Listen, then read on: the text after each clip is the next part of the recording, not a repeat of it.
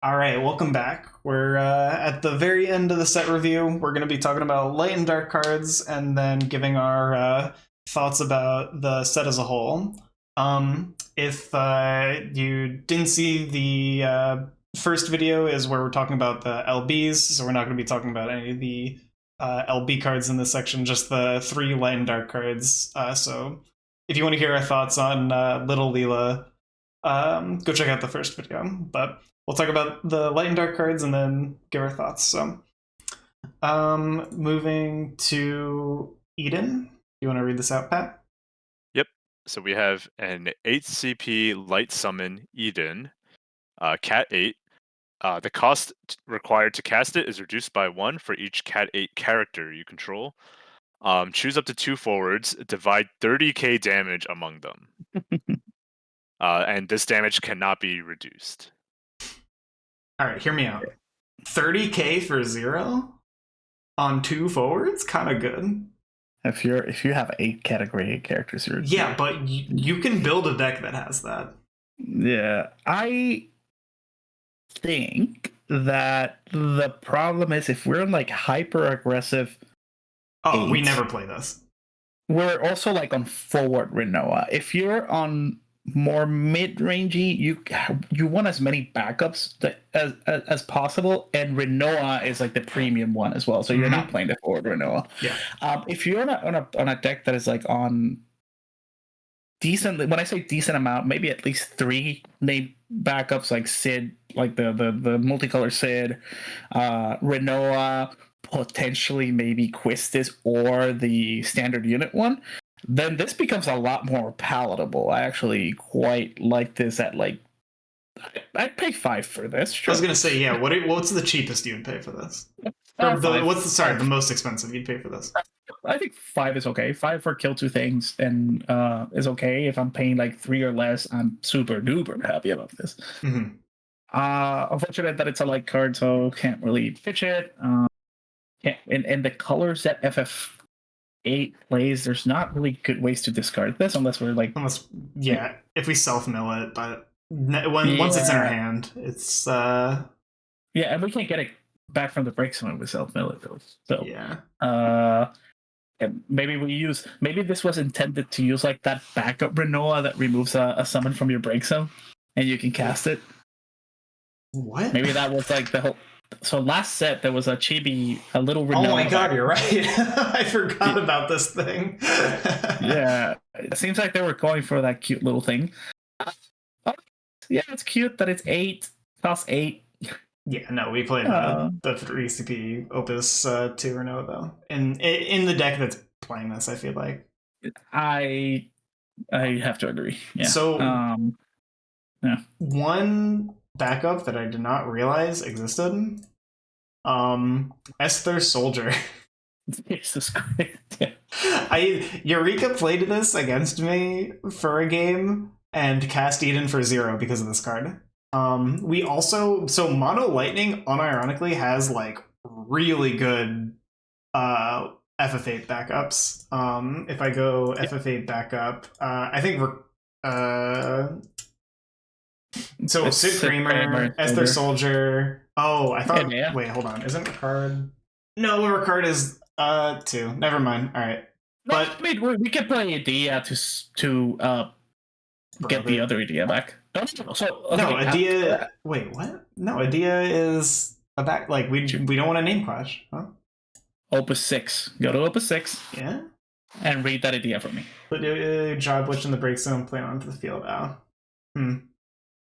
So I'm gonna be an old fart here.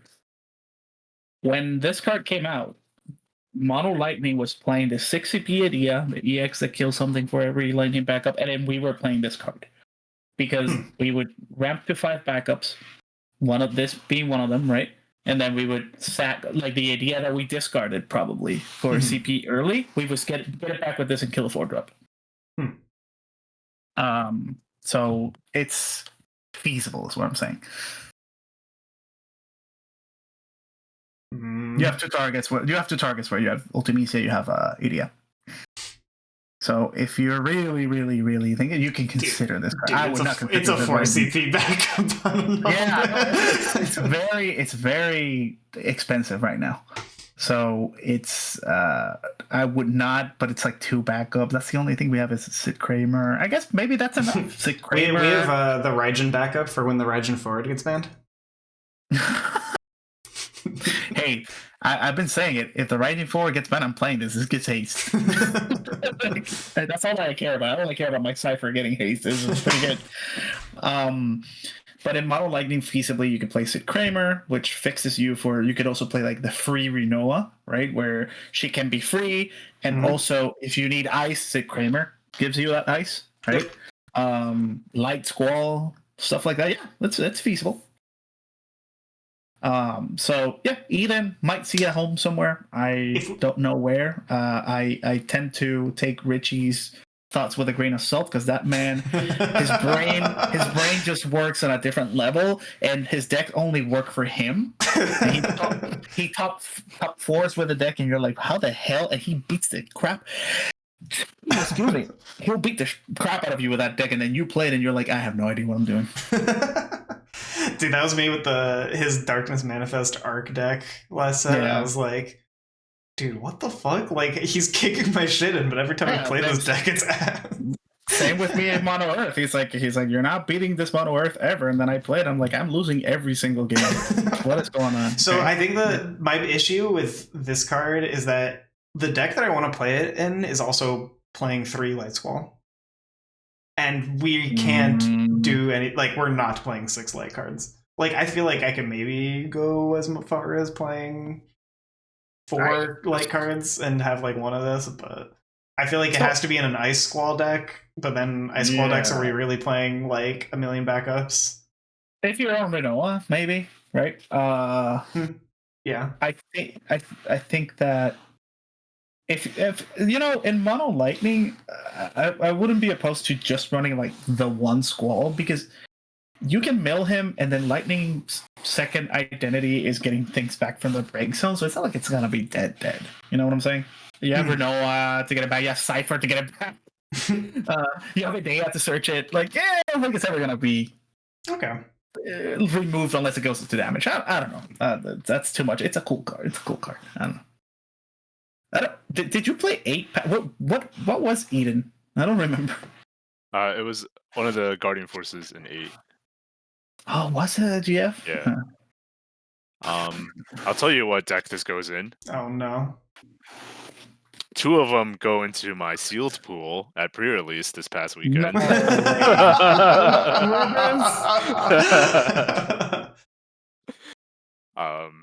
And it was fun casting it for 8 in sealed.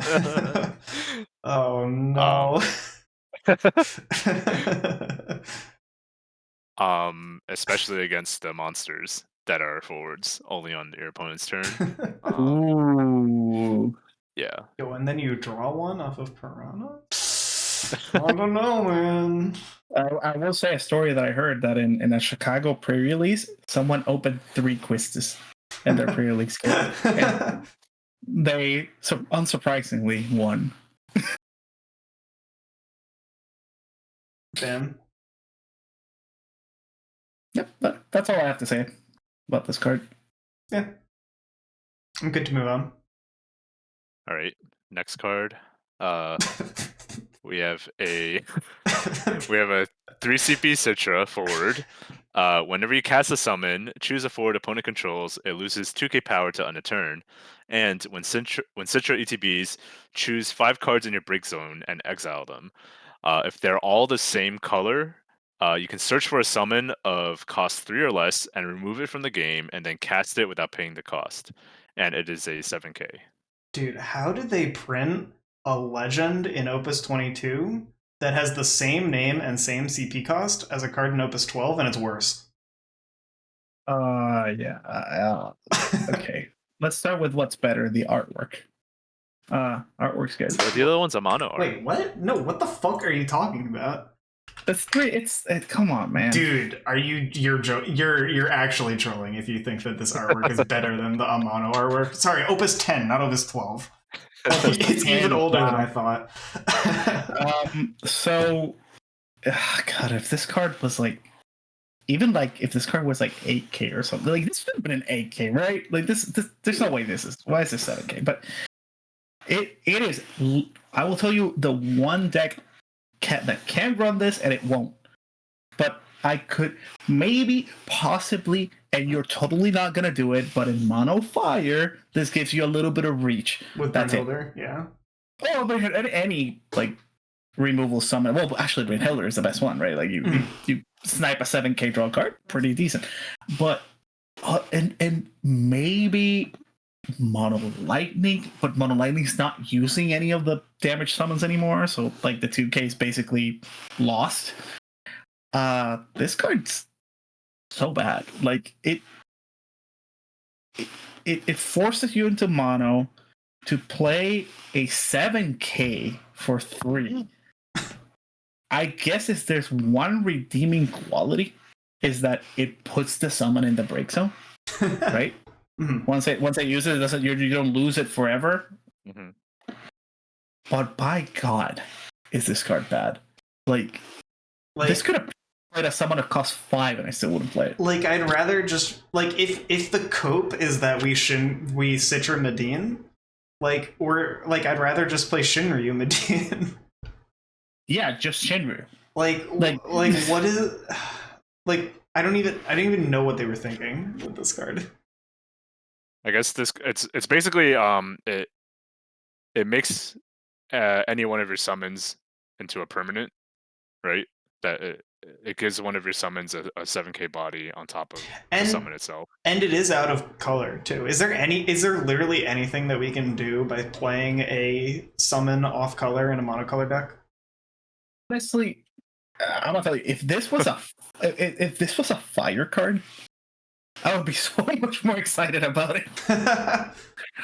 Like, imagine if this was like fire card, same effect. Yeah. And it's a fire card, and you have to remove 5 fire cards. Dude, I'd be so excited. Oh, yeah. Oh my God. It's a light card. Or if it had back attack. That would be also a lot better, yeah. I know some people were saying this card, they thought it should have that. That I would consider. Yeah. I would definitely consider a Mono Fire, because on demand Amaterasu, like sign me up. Mm-hmm. That I would like seriously consider. Hold on. But yeah, this card sucks. And it's a legend. Kill me. Oh my God. Opening this must feel so bad. Yeah. I'm waiting for them to say, "Oh, we accidentally deleted the back attack." I think this was 10K. My bad. I think the best thing this can do right now, in this set at least, is like get a Mist Dragon to exile Graveyard. Mm-hmm. If you're playing against 8, but like even that proactively feels bad because they can just build back up really quick. And also very likely you're on Mono Earth, which means that you have access to like 3 CP backup Rydia to search any summon you want. Right. You have that anyway. Yeah, Cryo to get it back to your hand. I don't know, man. So that's what I'm saying. We play Citra in like Mono Fire, and then we play like one of Mist Dragon, and then can cast it in Mono Fire. That is such a hyper cope. It's not even funny. Yeah, but then we get Mont as an LB. And then we're swinging with our Brave plus 1K demon. All right, let's move on. I get this shit off my screen. Imagine all that you just said if this was a fire card. I know. All right, move on. All right, get this shit off my screen. All right, and finally we have a 6 CP Reagan forward. When a forward other than Reagan ETBs on your field, choose a forward opponent controls and dull it. And when Reagan ETBs, choose 4 cards in your break zone, remove them from the game. If there are 4 or more different elements among cards removed by this effect, search for a forward of cost 4 or less other than multi-element and play it onto the field. And it is a 9K. Sure. I mean, it. All right, hear me out. It's an Y'shtola Searcher. It's an Y'shtola Searcher. 3 CP Y'shtola? Yeah. 05. Instead of Darkness Manifest, we run this. There is no universe in which I'm running this over Darkness Manifest. There's no universe. Like, there's no universe. All right. Oh God. Okay. Choose 4 cards to your breaks and remove them from the game. There are 4 more different elements. Search for So it just element. yeah. So this just so unlike Darkness Manifest, this only needs like you to remove a wall, and then the other 3 cards could be whatever the fuck you want, right? And you'll have 3 cards in your break zone as long as they didn't like misdragon you or Irving you to death, right? So in decks that are not running Darkness Manifest, but are still like, you know, earth, wind, water, or whatever, and slashing fire for wall, like 4-color decks that are doing that, like I could see myself searching Arefia, searching an Y'shtola. I was gonna say that. I guess this kind of searches Refia if you're doing all that, which is decent. Dulling something is cool. Like, this is kind of cute with that box sack that came in that was something gets dulled. It deals at 5k. Kind of cute with like 1 CP Furion or something like that. You know, there's some cute interactions with this. Someone might break it and make me eat my words, right? And I know a lot of people are like, "Oh, it's played in soirees," and sure. But and it's FFBE, right? So it's relevant. Yeah, bro, play this in Kieran. Easy. Yep, I love playing whiffs on Kieran. That's can't wait. Listen, the true trick is that you remove 4, right, and then you search Renoa, Blinken. 4. Oh man, get another. And don't have the 9k body to block with the next turn? No, I think unironically, like, if we're playing this anywhere, this is an Y'shtola Searcher in 4-color. Yeah. Like, I actually don't think that this is that bad. I don't think it's bad. It's like, just, the first line of text is, like, actually kind of good. Yeah. We Lena something on the opponent's turn and it dulls something now. Or we Cecil and we now dull 2 things. Yeah. I guess. I don't know. Especially when people are playing aggro decks that are like, I don't know. I feel like I could totally see myself playing this card in like a Cecil deck mid-range. I don't know. In my deck, like, Darkness Manifest won me so many games. Oh, for sure. So that's what I'm saying. Like, you would play this in a Cecil 4-color deck that's playing like 3 colors and then splashing one of them. Yeah, less multi-elements, right? Yeah. Like, yeah, I guess, yeah. What am I searching with? Pat, what are we searching? What am I searching with this? This is like your card. Yeah, this is come on now. I mean, I tried so hard to like this card, but something about it isn't clicking for me. I feel the same way. It's what? I feel the same way. Yeah. It's like so close, but something about it is just like not there for me. Is it the 9k if it was 10k? Dude, that'd be so like. I already think this card's good at 9k. I don't know, man. Maybe if it's like, because you have to choose 4 in your break zone. Like if it was like the Cat 8 Gilgamesh, where it's like you can exile as many cards as you want, and then if is 4 or more, you know, like that way you can just exile 1 wall, right? And then the fact that like if you have a wall, you still have to exile 3 other things.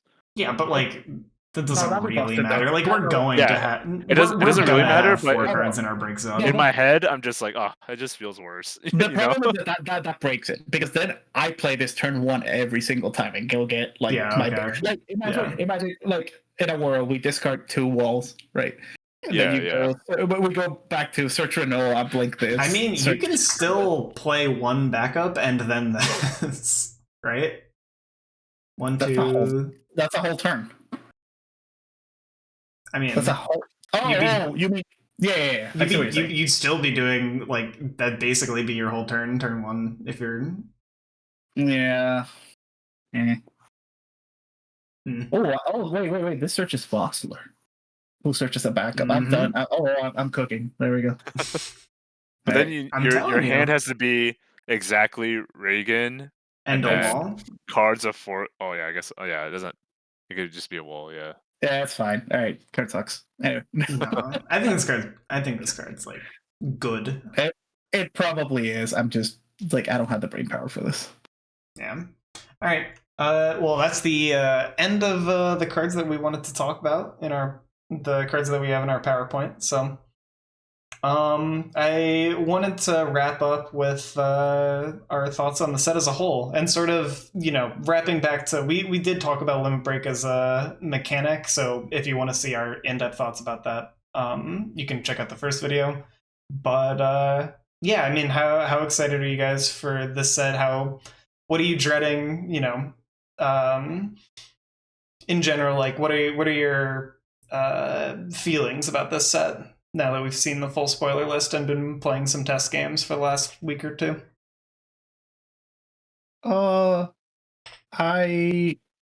I'm still cautiously optimistic about the limit break mechanic as a whole, because it changed the game so much that we haven't had enough time to settle on what the effect is.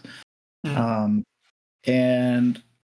I will say I am tempering my doom and gloom more than I did last. So last set I was like super sad that like it seemed like hyper aggro was the way to go always, right? We had like mono ice water, and Giga Wall just like crushing everything, and I was like, God dang it, it's just like a full-on aggro meta. But then as the meta evolved a little bit, we saw in Japan that like Giga Wall and all these decks were just like not putting the numbers as much as I thought they would.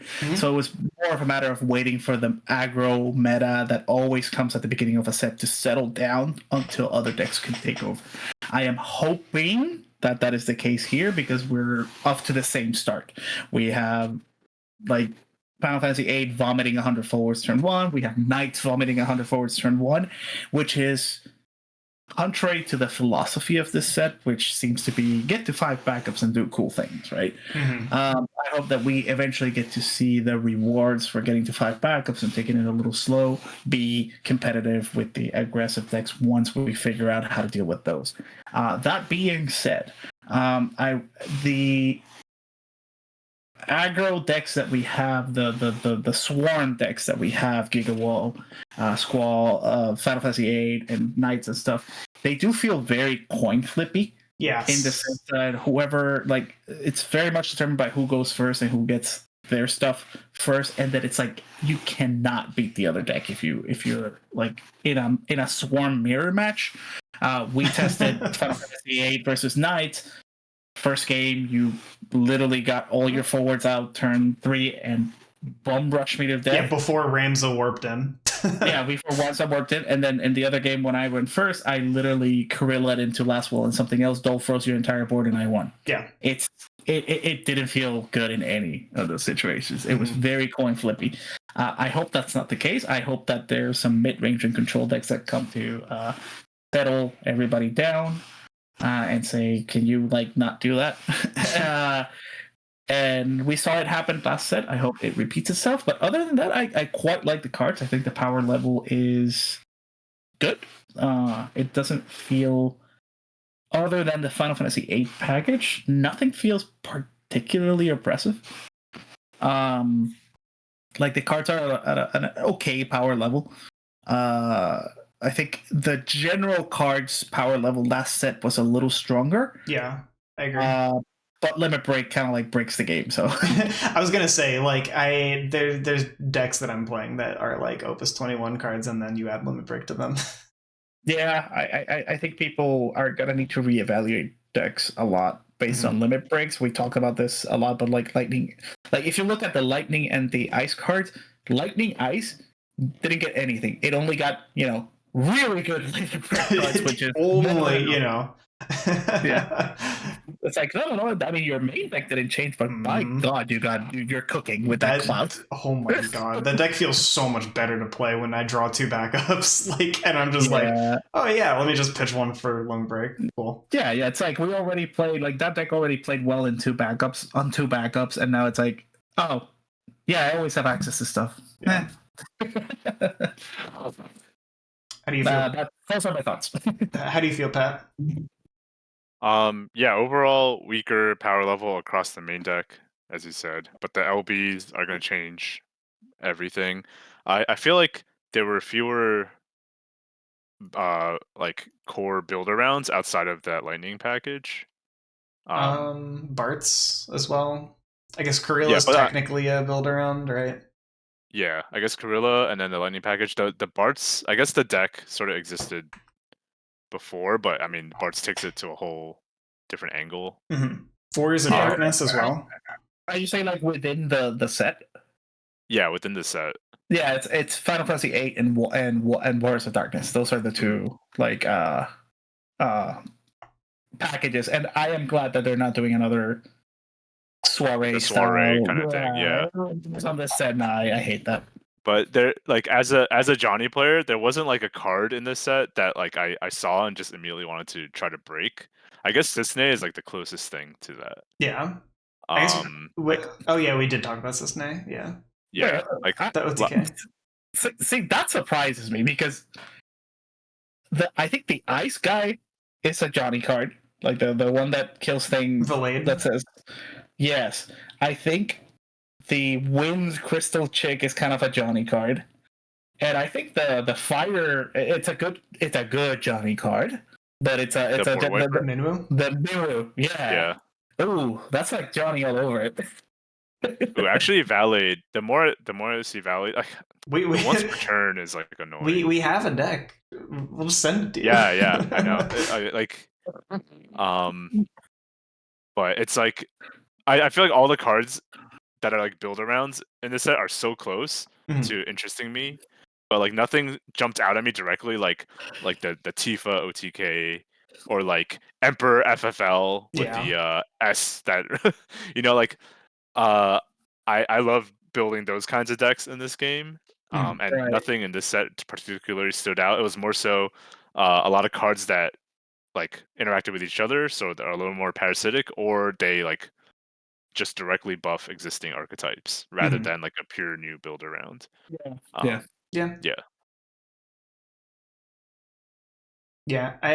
For me at least, like like you said, cautiously optimistic, Emmanuel, about Limit Break especially. I am definitely, coping very hard about aggro. I am still kind of a bit salty about how those decks play. I think they're like not very fun to play against, but I'm sure that once I play against them enough and know like what they're doing, it'll feel a little less bullshit when Fujin flips Raijin. But like I don't like how high rolly, and you were talking about this especially in the mirror. I can't imagine myself playing aggro this format because of how feels bad, like especially the mirror, like aggro versus aggro feels with like knights and FF8 and stuff. I think that limit break is, like you were saying, a mechanic that we have to play with for a while before I think we like really understand the implications. I was kind of already leaning more towards trying to break things and like make things as greedy as possible and see what happens, basically. Like there are definitely some decks that I thought if I pushed with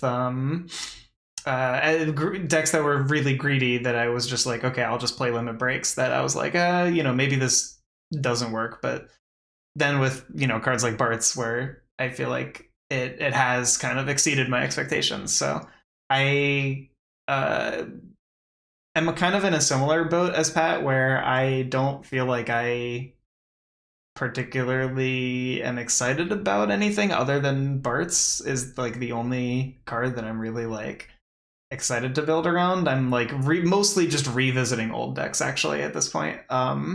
Things like Une Chark, Ice Lightning with like no new cards. Old monsters decks, trying to make those work with the new monsters. Things like that. So yeah, I really am hoping like the hyper aggressive stuff tones down after a couple weeks, because by God, is it kind of annoying to play against on Octagon.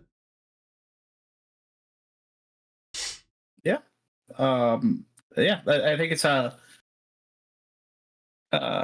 little more. Like I said, like I'm trying not to fall into that pessimism. Yeah, same. Because it's very easy to do so, and again, we have kind of like proof last set that things were not as bad as we thought, but I don't know. We didn't have enough big tournaments, in my opinion, to definitively say that. I mean, so, there were definitely more in Japan, right? So they had the but that's like another conversation, because people look at like Masters tournaments. They're not that big. So I take those with a grain of salt, always. The like, no disrespect to my Japanese homies, but they're, you know, we are not as big brain here in NA. We like to go unga bunga to our sideways, and that those people, meaning all of us, got a lot of tools this set to do just that. Yeah. But yeah, we'll see. We'll see how it pans out. I do think like people always say this, but the meta is kind of a circle, right? Like we always start with aggressive decks, and then we have the mid-range decks that come around to counter those, and then the control decks come out to counter the mid-range decks, right? Yeah. It's and then usually the new set comes out, but otherwise, you know, aggro would normally beat control theoretically. Yeah, it's because like I feel like at the beginning everybody's brewing and being as greedy as possible, and then aggro decks kind of like they build themselves.